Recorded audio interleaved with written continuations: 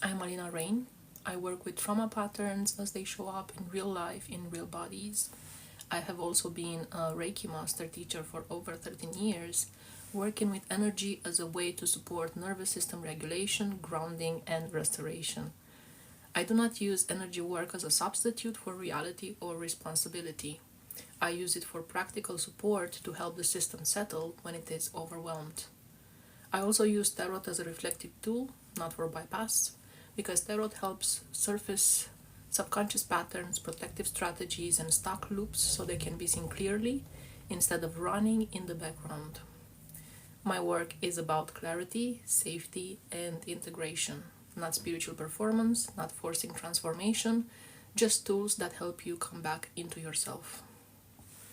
Hello, Miri. So today is more of a teaching live as well.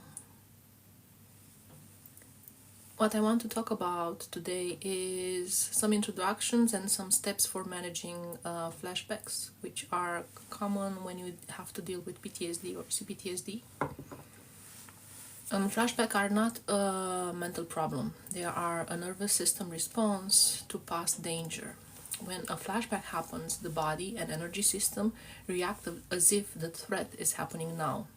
Sensations, fear, images, or emotional intensity can take over, and thinking clearly can become difficult. These steps are designed for moments like that. They are simple on purpose. They can be used alongside grounding, breath, touch, energy self-support, or aftercare Reiki. You do not need to do all of them. You do not need to do all of them perfectly. The goal is not to suppress what you feel. The goal is to help your body and energy system recognize that the danger is over and that you are here now and safe enough.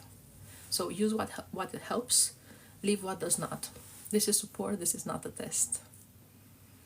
So let's see, what are the 13 steps for managing a flashback? These are inspired from Pete Walker, who has a wonderful book, CPTSD, From Surviving to Thriving. I really recommend reading it. So step number 1 is to name what is happening.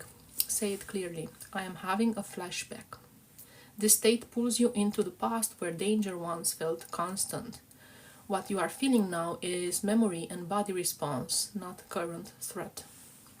Step number 2 is to reorient to now. I feel afraid, but I'm not in danger. I am here, I am safe enough in this moment. The fear belongs to then and not now. Step number 3 is to remember your boundaries. You are not required to tolerate harm. You are allowed to leave, to say no, to speak up, or to disengage from a situation. You have choice and agency now. Step number 4 is to speak to your younger part. I see you, I care about you, you can come to me, I am here and I am not leaving. This is about reassurance, this is not about fixing. Step number 5 is to interrupt the belief that this will last forever. Flashbacks feel endless because once they were. This one will pass like the others have done also. This state is temporary. Step number 6 is to check your body age. If you feel small, helpless, or collapsed, this is a sign of a flashback. You are in an adult body now. You have skills, resources, and support that did not exist back then. Step number 7 is to come back into your body slowly. Fear pulls you into spirals or numbness. Bring it back to sensation. Relax your muscles where you can. Tightness tells the brain there is danger. Breathe slowly and fully. Holding your breath increases the sense of panic. Slow your movements. Rushing escalates the system. Create physical safety. Sit or lie down. Use a blanket, a bath, a quiet room. Rest. Feel the fear without reacting to it. Fear is sensation and energy. It cannot hurt you if you do not act from it. Step number 8 is to stop the inner critic from taking over. Notice the catastrophic thinking and interrupt it. Refuse to shame yourself for having a nervous system. Redirect the energy of self-attack into a firm no towards unfair self-criticism. Replace lies with fact about who you are and what you have survived. Step number 9 is to Step number 9 is to let grief move as it shows up. Flashbacks can open stored fear, sadness, or anger. Allow the feelings without drowning in them. Grief turns into self-compassion, anger turns into self-protection when allowed to move safely. Step number 10 is to reach for safe support. Take space when needed, but do not disappear into shame. Feeling shame does not mean you are shameful. Let trusted people know what helps when you are activated. Step number 11 is to learn your triggers. Notice what situations, people, thoughts, or environments activate flashbacks. Avoid what is unsafe when possible. Prepare and support yourself when avoidance is not possible. Step number 12 is to get curious about what the flashback points to. Not the story, but the wound underneath. Flashback highlight unmet needs and places that still need protection and care. And finally, step number 3, be patient with the process. Regulation takes time. Flashbacks lessen gradually, but not instantly. Progress is uneven, and that is normal. Do not attack yourself for having one. Nothing has gone wrong. Hello, Dylan. This is more of a teaching live. I won't be able to interact as often, but feel free to listen. We're talking about flashbacks and about CPTSD. So I have just named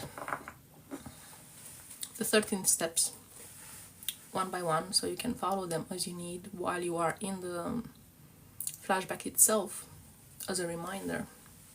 And I want to discuss about them separately. So there will be moments of interaction in the live. This would be one of them. I want to talk about the first one, the first step. Name what is happening. So this is about, say it plainly, even if your voice shakes. I'm having a flashbacks. This helps you recognize the state you are in when you feel the overwhelm or the numbness or the collapse or however the flashback shows up. We are all different, and flashbacks are different for each of us. So this is not a breakdown when you're having a flashback, and it's not a failure, and it's not proof that you are back at the beginning of it. A flashback is what happens when your nervous system loses access to time and pulls a past survival state into the present moment, collapsing then and now into one felt experience. So the body reacts as if the threat is happening again, even when the danger is long gone. This is why logic does not work here. You are not irrational, you are not weak, you are not overreacting. Your system is doing exactly what it was trained to do when safety was not guaranteed and staying alert was the only option. A flashback is not a memory you think about. It is a memory your body lives through. The fear, the shame, the helplessness, the urgency, the sense of being trapped or exposed, these are not signs that something is wrong with you. No. They are signals that an old protective circuit has been activated without updated information. When you name it, you begin to restore time. You interrupt the automatic loop that says, this is happening again. This will never end. I am not safe. I have no choice. Naming creates a small but critical wedge of space within your system. It is enough space for the nervous system to register that there is an observer present. Enough space for the adult self to come online, even if only faintly at first. You are not trying to make the feeling stop. You are reorienting yourself to reality. What is happening right now is not danger, it is activation. This matters because danger requires action, urgency, collapse or defense, while activation requires containment, pacing, and reassurance. Treating one like the other keeps the loop running. So you name it again if needed. I am in a flashback. This is my body remembering a past situation. This response belongs to the past, even though it feels real now. Every time you do this, you are teaching your system something new. That sensations can rise without taking over. That intensity does not mean truth. That you can be inside the experience without being erased by it. This is not positive thinking. This is nervous system re-education. And this is the first moment that turns panic into process, survival back into choice, and confusion back into present time. Okay. So there was a lot of information, and there's also a lot moving through. So we're going to take a break now. If you have questions, please leave them in the chat.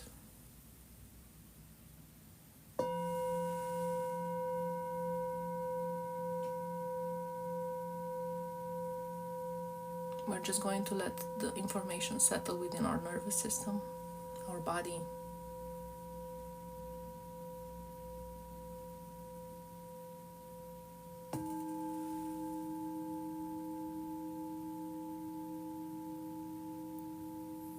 Coming back to the present moment, to your environment.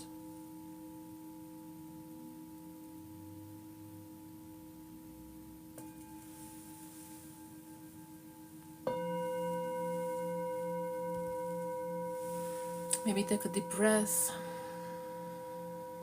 if that doesn't activate you. So yeah, can flashbacks be the same thing as triggers? Usually triggers are what can activate a flashback. A flashback is more like the emotional state you are in, the state your nervous system is in. There can be, depending on your past experience, so you have like the window of tolerance, right? In your window of tolerance, you can handle stress very easily while still being able to be present with it. And depending on the conditioning of your nervous system, you can go into a hyper mode or a hypo mode. If you go into hyper, then you might go into a flight response, which is a lot of anxiety. You might go into a fight response, which is you get angry and you want to start to fight with people. So that's possible responses that can happen there. While you are in that state of flight or fight, and you having that emotional intensity, that is what I mean by a flashback. Your nervous system gets put in the state that it was while you were growing up, or from a situation in your past. So you get activated. It's that state of activation. When you go hypo, you go into a collapse response, or maybe numbing, avoidance, a form of avoidance. You can go into a dissociation response even. So that is hypoactivation. That's another type of how flashback can come to you. And usually triggers is what pulls us out of the window of tolerance, where we are present, where we are our adult self, where we have the skills an adult has to navigate society and the world, and the emotional regulation abilities.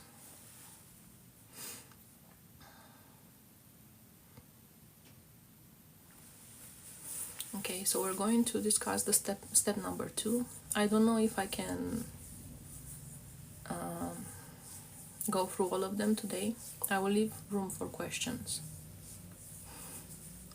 There was just a small earthquake. Oh, in Cyprus?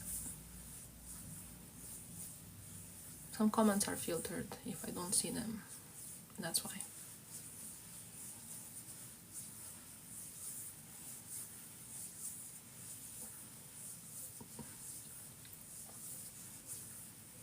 Okay, so let's go into step number 2. Wow, that's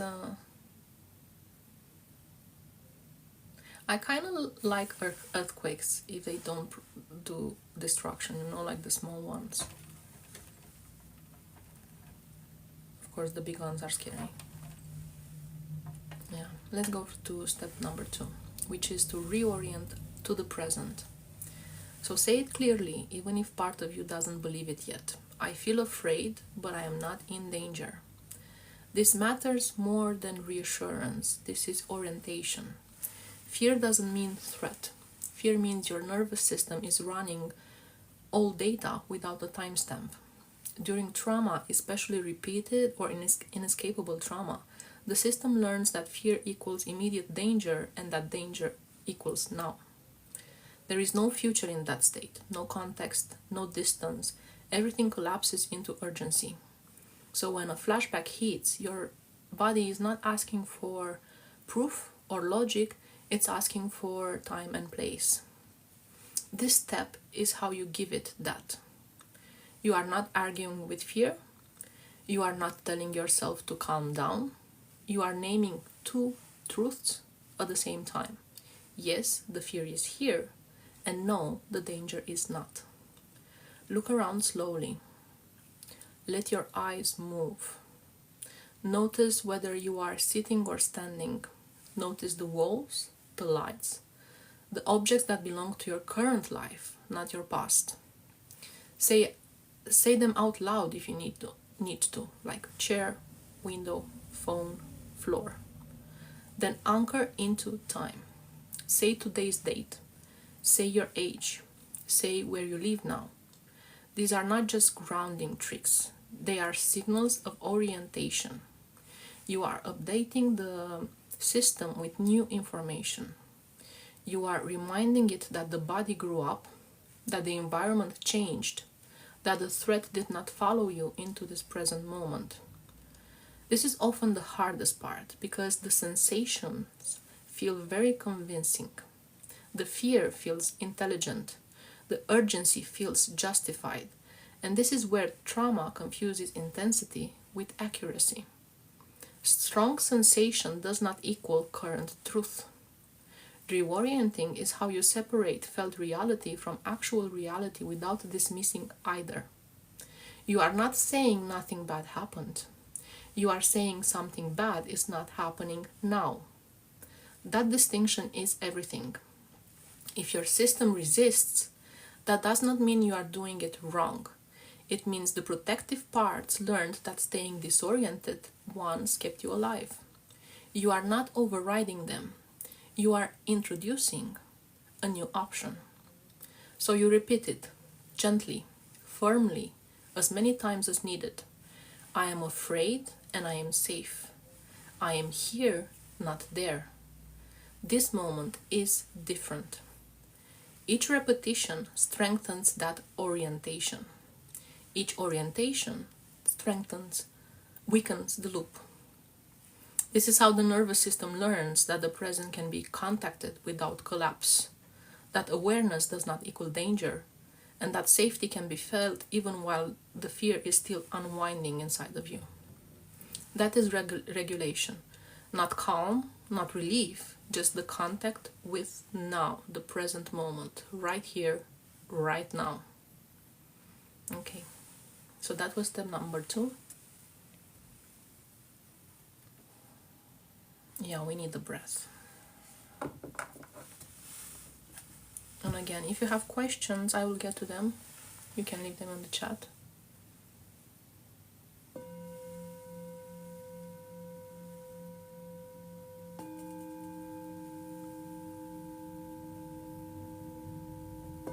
Thank you for the likes and the engagement.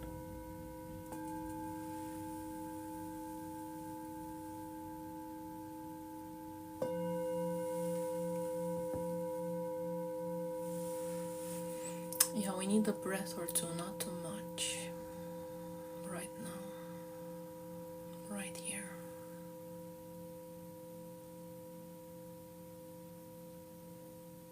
If there's tension in your body, just bring it to your awareness. You don't need to fix it now.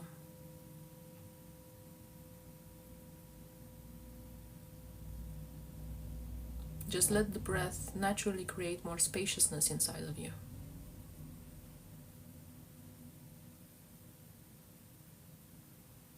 There's no need to find any resistance, any tension. Just let your breath slowly dissolve them.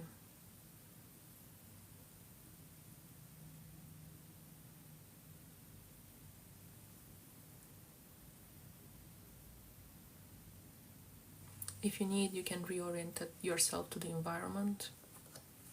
You can name a few objects, maybe feel a few textures.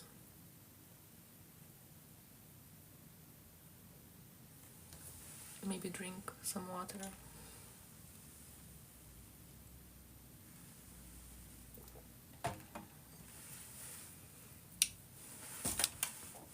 Maybe smell something that you like, that you enjoy. Little things that presence you.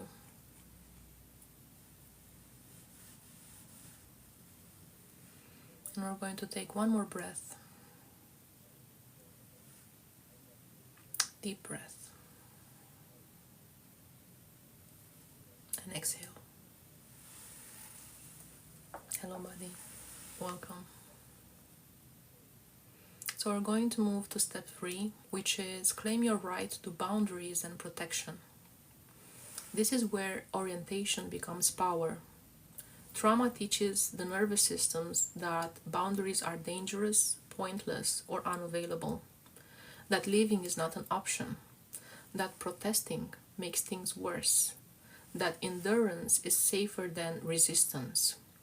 And over time, this gets wired as a body belief, not a thought, and it shows up as in flashbacks as paralysis, appeasement, or the sense that you have no choice. So this step is not about confidence. It's about restoring agency to a system that learned it did not have any. You remind yourself clearly and without negotiation that you are no longer trapped in the conditions that taught you helplessness. I am allowed to have boundaries. I am allowed to say no. I am allowed to leave situations that feel unsafe or wrong. I do not have to tolerate harm to survive. These are not just affirmations, these are corrective experiences. When trauma happened, your system learned that safety depended on other people's moods, rules, or power. That your needs were secondary, that compliance was protection. This step interrupts that conditioning at the level that was installed. Even if you cannot act on a boundary right now, naming the right to one matters. It tells the nervous system that the world has changed and adulthood comes with options. That submission is no longer the only viable survival strategy. This is especially important in flashbacks or activations that involve shame, freeze, or collapse, because those states are often bound to the belief that you are not allowed to take up space or protect yourself. You are not asking for permission anymore. You are acknowledging a fact. Boundaries are not aggression, they are orientation towards safety. If resistance does come up, and maybe it will, if a part of you says this is selfish, dangerous, or dramatic, notice that voice within you without fighting it. That voice learned its job in a world where asserting yourself has had consequences. You are not trying to erase it. You are updating it. The update is simple. You have choice now. You can pause, you can leave, you can speak, you can stay silent, you can decide later. Choice is what tells the nervous system that it is no longer captive. This step helps shift the system out of freeze and fawn, not by forcing action, but by restoring the internal permission to protect yourself if needed. And that permission alone can begin to settle the body. You are not reliving the past because you forgot how strong you are. You are reliving it because your system forgot you do have options. And this step is what reminds it. Okay. One breath.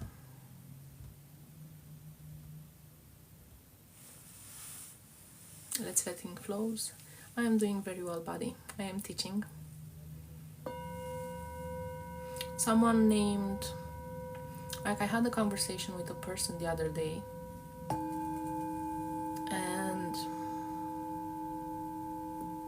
She was asking about these things, and there were things I meant to talk about for a long time.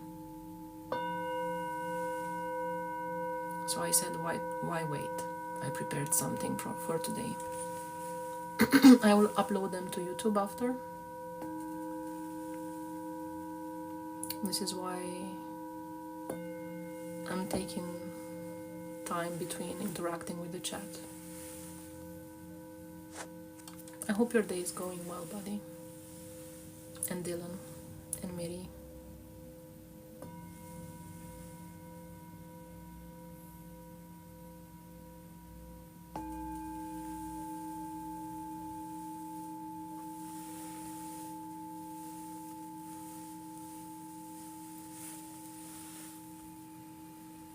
Let's take one more breath. Some options here if you need presencing. You can use the earlobes. There's a lot of nerve endings here. Butterfly hug. Self-havening touches, like, touching your face. All of this help you bring yourself back to presence if you are in a flashback. I'm not in one right now. I'm just demonstrating.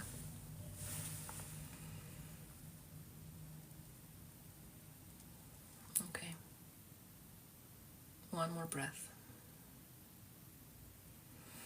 And we go to step 4. Speak to the younger part that is activated within you. A flashback is not happening to all of you. It is happening through a younger layer of the system that learned how to survive, sometimes maybe even before language or choice or support were readily available. That part of you is not being dramatic. It is not trying to sabotage you. It is responding exactly the way it had learned how to respond when you are small, dependent, and alone with too much. So this step is not about fixing the child. It's about becoming the adult presence that was once missing. You speak directly to that part, either out loud or internally, in simple, steady language that does not demand anything from it. I see you. I know you are scared. I am here with you right now. The tone matters more than the words. Slow, certain, no urgency. The nervous system of a child does not calm down because it is told everything is fine. It settles when it senses attuned presence. When it feels that someone bigger, steadier, and capable is close and not living.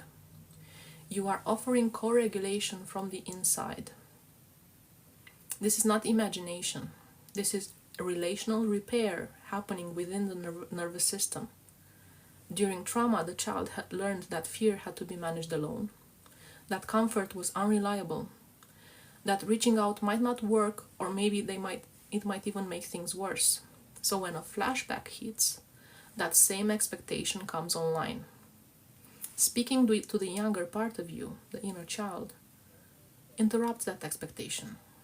You are not promising that nothing bad will happen. You are promising that it will not be faced alone. I've got you. You don't have to hold this by yourself anymore. You can lean into me. If grief or anger arises, let it. That means contact is happening. That means the system is registering something new. If nothing happens at first, that is also normal. Trust takes repetition. Safety is learned through consistency, not just insight. Every time you do this, you are rewiring the attachment map. You are teaching the body that distress does not automatically equal abandonment, that fear can be met with presence instead of collapse or dissociation. This is slow work, and this is precise. And you are not regressing, you are integrating. And even if the flashback does not end immediately, something fundamental shifts when the younger part knows it is not alone anymore. That shift is the beginning of regulation. Okay, so that was step 4. Again, if you want to leave questions in the chat, thank you for all the likes, the engagement, your presence here. I do want to take an opportunity for presencing after each step, because even speaking about these things can sometimes activate you, depending on where you are in your life right now.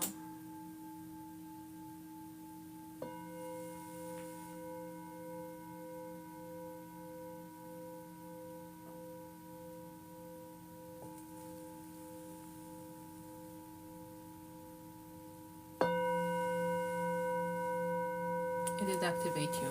You're realizing that you were alone back then. Yes, that is a very common experience, unfortunately.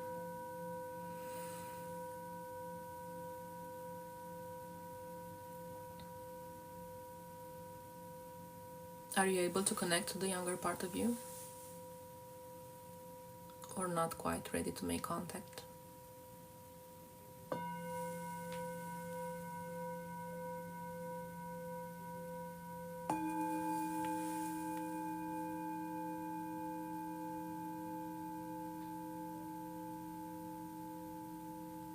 You can just stay with the breath in the environment. Bring your awareness back to your room where you are sitting right now. Thank you, buddy. I will upload to YouTube as well.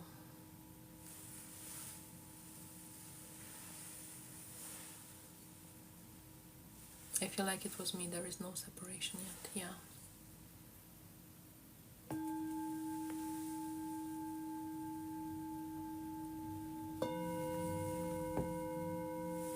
And give yourself some comfort, some soothing.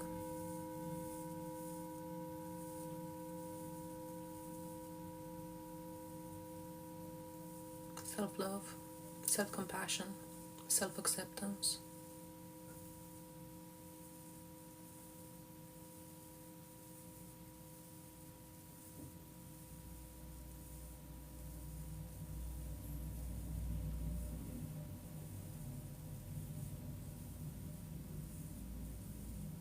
We're going to slow it down then.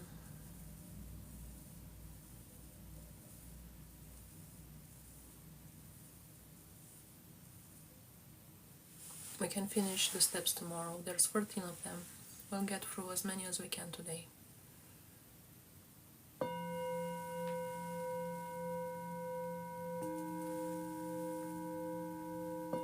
There is no rush.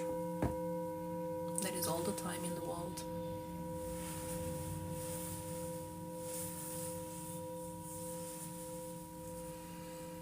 And a deep breath.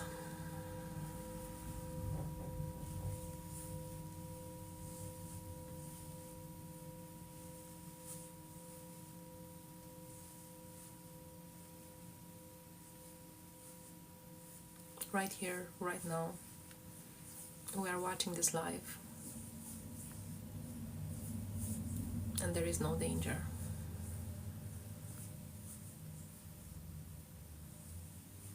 And also grief is showing up, and also sadness is showing up, or maybe anger. And that's okay too. Both can be true.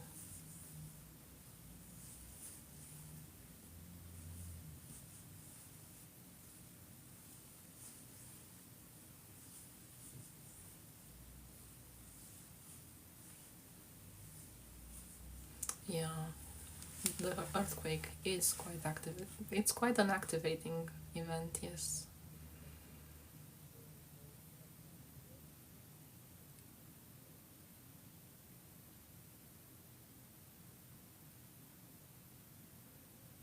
Do you feel like you can stay with the fear in the belly? Or would you prefer that that fear gets contained? If you can stay with the fear in the belly, then that's an opportunity for you to shift something, to release something. But if you feel like the activation is too much, the edge is too much, then we can contain it.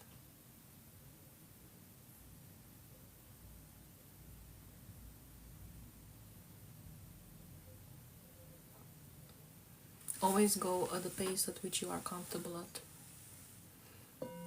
because that's how the activations and the flashbacks were born in the first place. Being rushed, not being seen.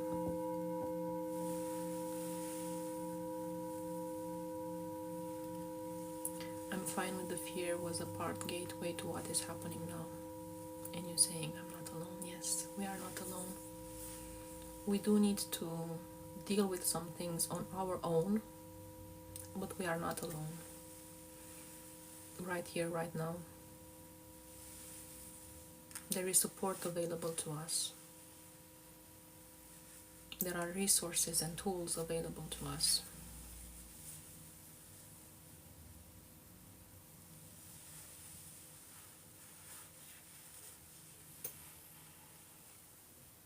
We often forget in that state of activation, even me.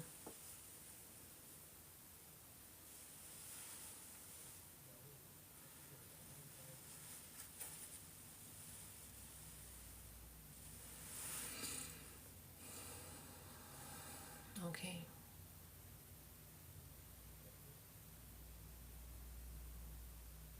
Let's move to step number 5.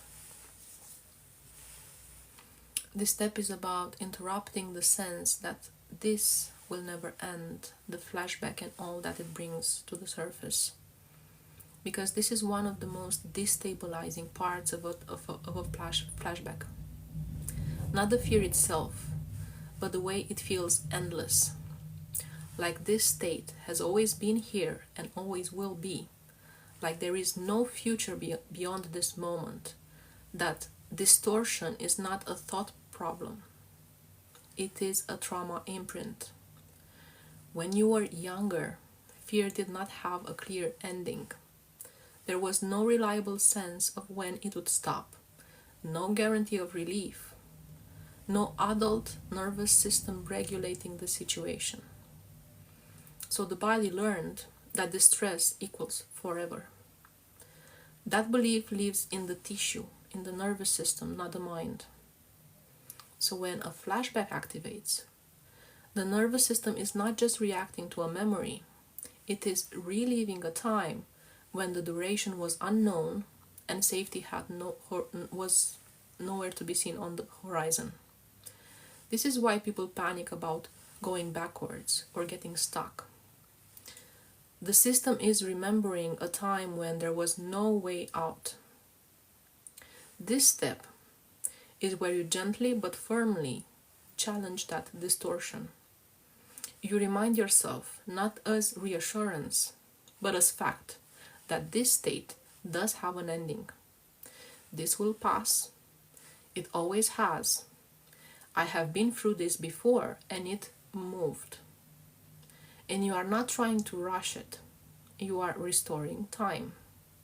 Trauma collapses past, present, and future into one undifferentiated time, interrupting eternity thinking, reintroducing sequence before, during, after.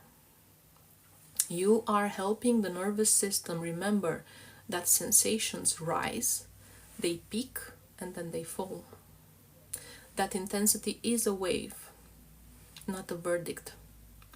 That this state does not define your life, your progress, or your capacity. If a part of you argues back, if it says, no, this one is different, this one is worse, this one means something is wrong, notice that voice without engaging with it.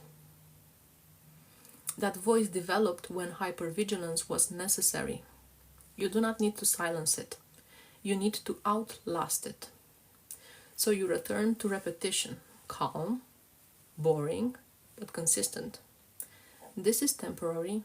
My system is activated, not broken. This will move. Every repetition is a sign of containment, not control, containment. You are giving the experiences edges, so it doesn't swallow your whole field of awareness. This step is especially important for freeze or collapse responses, where the body gives up because it believes there is no end point. Reminding the system that there is an after restores the possibility of staying present. You are not minimizing the pain. You are preventing it from becoming or feeling infinite. And that alone can take the edge off for the system to keep moving. This is how endurance becomes integration instead of shutdown. So let's take a breath. If anything came up, notice your bodies.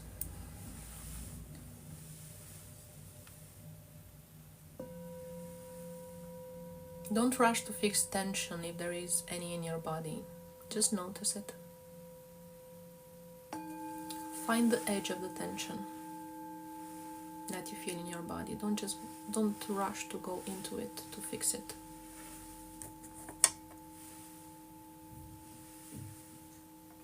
Just stay on the edge and move your awareness and your presence there, just on the edge of the tension, of the resistance you feel in your body.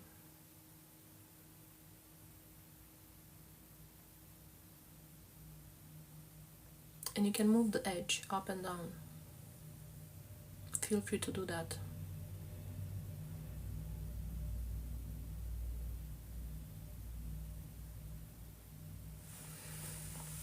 And just take a breath, a deep breath. And as you do, feel your rib cage maybe expanding. And feel the sense of spaciousness inside of you when it does that.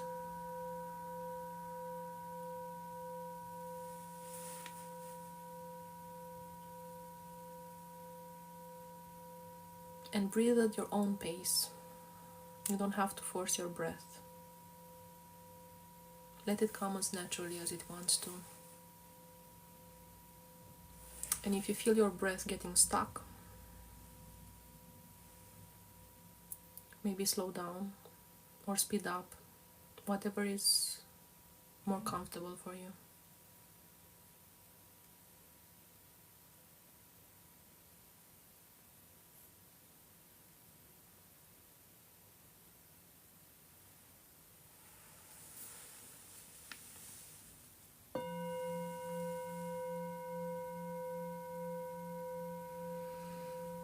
And you can, if you need to, just like a strong exhale.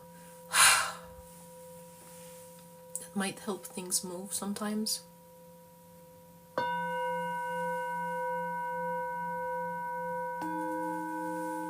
And yeah, maybe there's movement you need to do. Even if it looks awkward, even if it looks silly. Do the silly moves if it makes you feel better. Like, shake it, you know? If that's what you need, that's what you need.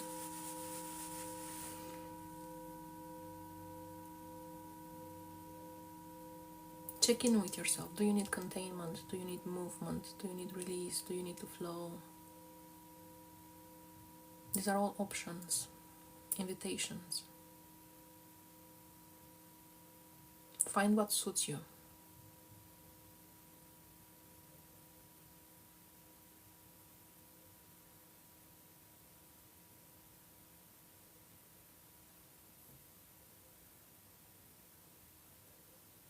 And if it's just too much to be in your body right now, you can just take in the environment and rest there.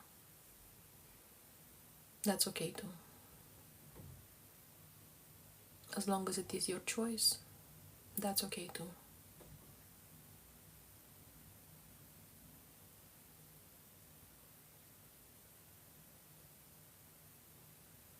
You have choice and agency right now, right here.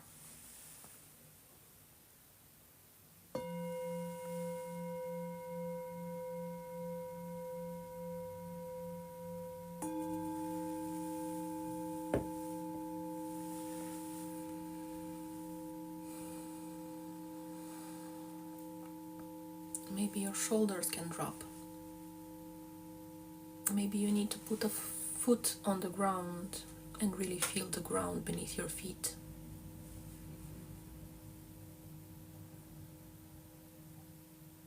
Maybe you can notice your sit bones if you're sitting down, and just how much support you have from the chair, from the couch, from wherever you're watching. How the environment holds you back, supports you. Maybe you need to hug yourself, to hug a pillow, that's okay too. Whatever you need, even if you feel like it is silly.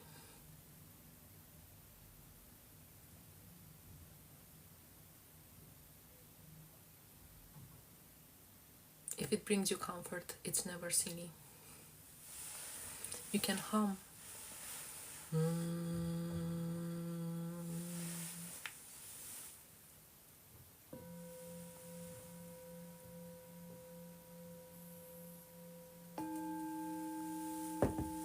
Okay, let's move to step 6. I think that's the last step for tonight. Remember your adult body and resources. A flashback pulls you into a state where your system forgets how old you are. It forgets the years that have passed, the skills that you learned, the people you found, and the exits that now exist. Not intellectually, not in your mind, somatically, in your body, in your nervous system. The body contracts around a much smaller version of you. So this step is about re-inhabiting your current size, your current capacity, your current life. You remind yourself slowly and concretely that you are in an adult body now, that your muscles are stronger, your lungs are larger, your nervous system much more complex, that you can move, speak, choose, and reach in ways that were not available then. This is not just empowerment talk. It is updating the body map. Trauma freezes development at the moment of overwhelm. Parts of the system stay oriented to that age, that dependency, that lack of agency. When a flashback activates, those parts take the lead. So you gently reassert the present moment. I am grown. I have survived. I have learned. I have resources now. Then you name real ones, not abstract strengths, actual supports, people you can contact, places you can go, tools you know how to use, skills you have practiced. Even if you do not plan to use them right now, naming them matters. It tells the nervous system that help exists outside of the body, not just inside it. This step also counters the isolation that often trauma installs. The belief that it is all on you, that you have to manage this alone, that no one would come if you reached out. You are not promising rescue, you are restoring context. You are reminding your system that this moment exists inside a larger web of support, experience, or competence. If grief comes up here, this is normal.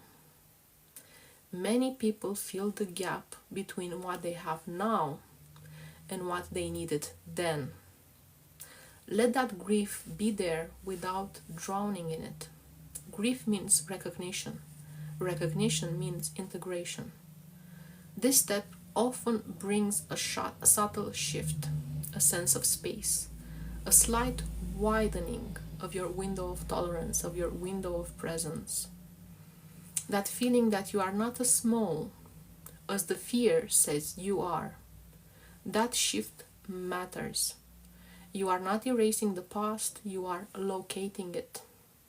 And when the past is located, it stops running the present. Okay, so that's it.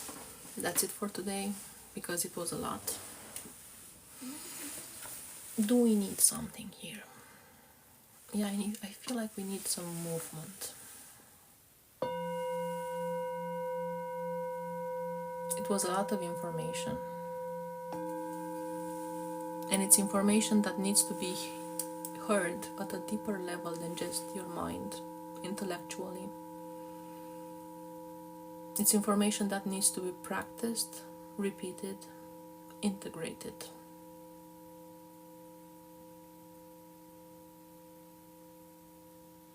Again and again, whenever you need it. And if there's intensity, if there's activation in your body, you can move it the way you need, hum, sing, scream if you need to.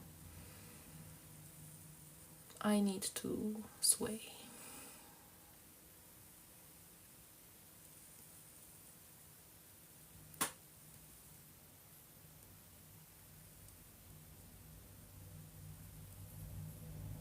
And to take in my environment. This is what I need. You might need something else. And we can chit chat.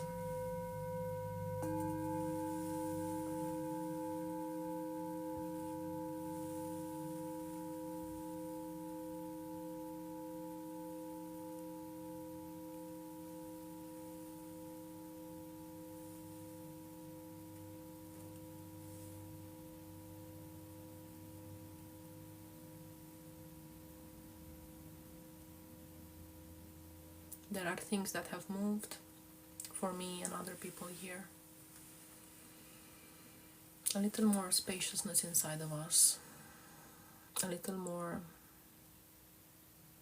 awareness,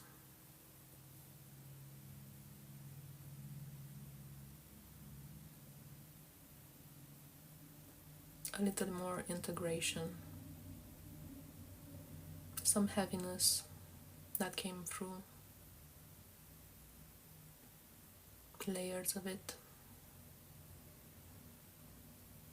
These are activating topics, and care is needed with them.